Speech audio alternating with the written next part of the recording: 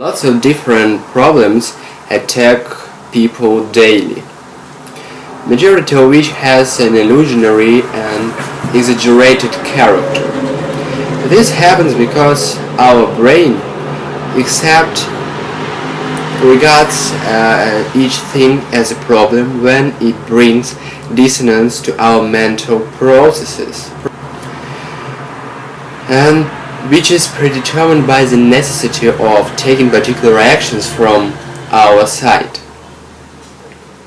And it means that an individual has to go out of the zone of his comfort, and it means by turns that he should overcome himself, because he should spend energy on solving problems, undertake actions. That is why so frequently the necessity of undertaking actions provokes emotional reactions of our nervous system.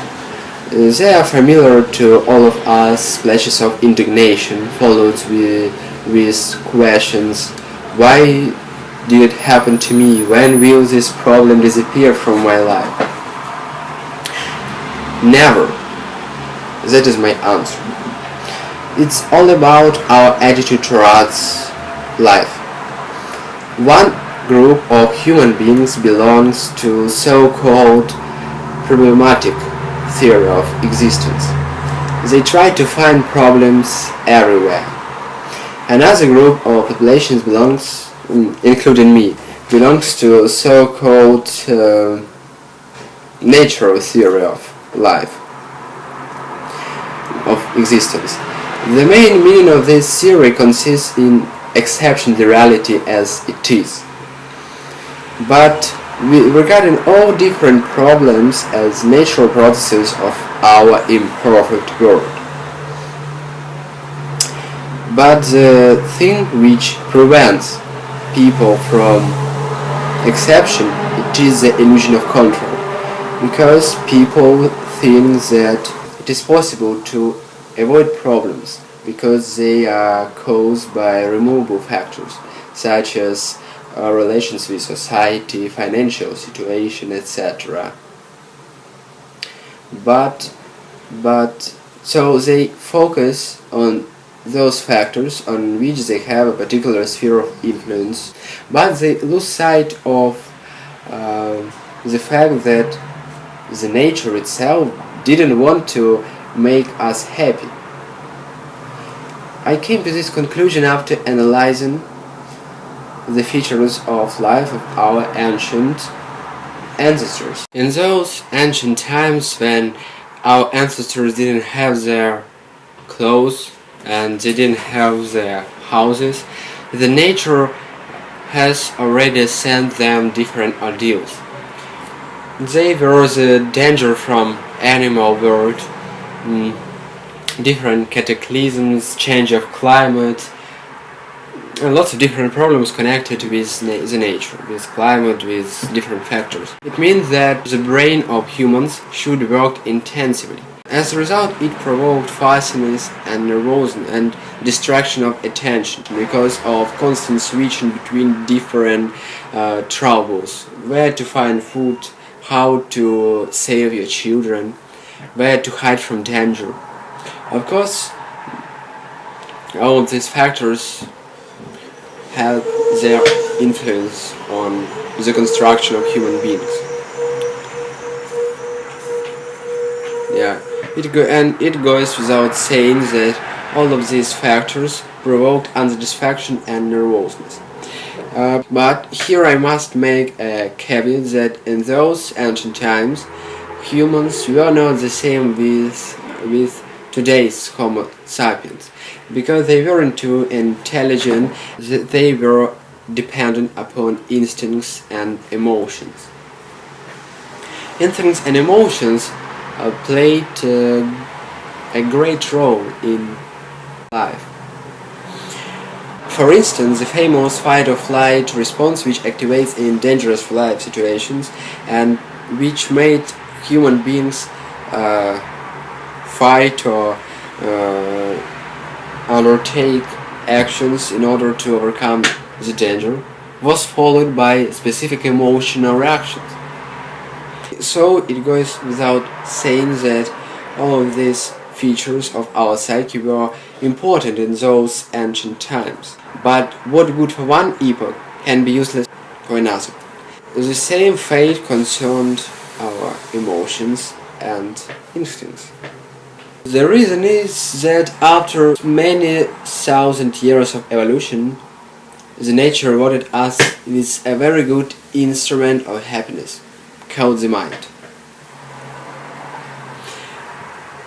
This moment made a revolution not only in human development, but in the world on the whole. From this period of time, people started realizing their actions, they started exploring themselves and the world on around. They developed different fields of activity such as science, art, and they created culture. It means that people became intelligent. And can you imagine that all of these metamorphoses are begotten by a thing which has never been seen but which we use daily, the mind. It changed the life of human beings, the world on the whole. But there is something more. I mentioned that the mind is an instrument of happiness. Maybe you were thinking that I use these words just for pathos, just to make my narration more beautiful. But I must gladden you. I am not an adherent of beautiful words which people usually use not for meaning but just for beauty. I don't understand it. And even in this short phrase, instrument of happiness, I put a meaning.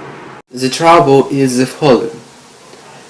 Our today's world and the human itself changed radically. If to compare people 1 million years ago with today's people, then at a superficial examination, some brave individuals will conclude that there is nothing in common between these two categories. But, in fact, inside us, in the depths of our neurons, there is a thin bridge which allows the reminiscence of the distant evolutionary past to penetrate our life in the form of instincts and emotions. What? What are you talking about? You would ask me now exactly this question, I suppose. But don't worry, now I will interpret my words using a normal language. I mean that in our brain exist those instincts and emotions which were typical of our ancient ancestors. Surely they couldn't disappear. This unsatisfaction system tries controlling our behavior even today. Especially it is noticeable in those situations when we feel fear, panic or libido. But now we have an instrument which can help us to control our instincts and emotions. As you know, it is our mind. The mind can stop this centuries-long tradition of emotional slavery and stop unsatisfaction, provoking stability of our nervous system and as a result happiness. But the difficulty consists in the necessity of particular methods and needs lots of time, because our brain will be switching to a new state gradually, unfortunately. But now I am not going to speak about the difficult process of brain change. This is the topic of the other conversation. Now I want to concentrate your attention on the fact that the stadium of evolution which we reach today can help us to control our behavior not only with the help of instincts and emotions, but with the assistance of the mind, which gives us an opportunity of freedom of actions, which I call willpower. and willpower directly produces happiness. The only requirement is to be ready to work hard over yourself. And here I must use a quote by a German writer who I respect very much, Hermann Hesse, whose book I used in my previous video. The quote is the following: "The bird fights its way out of the egg. The egg is the world.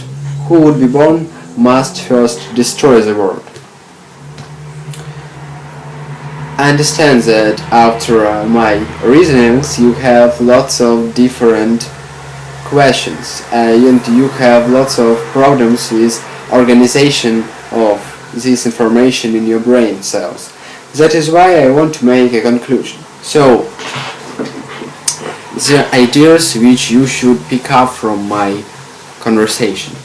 The first idea is that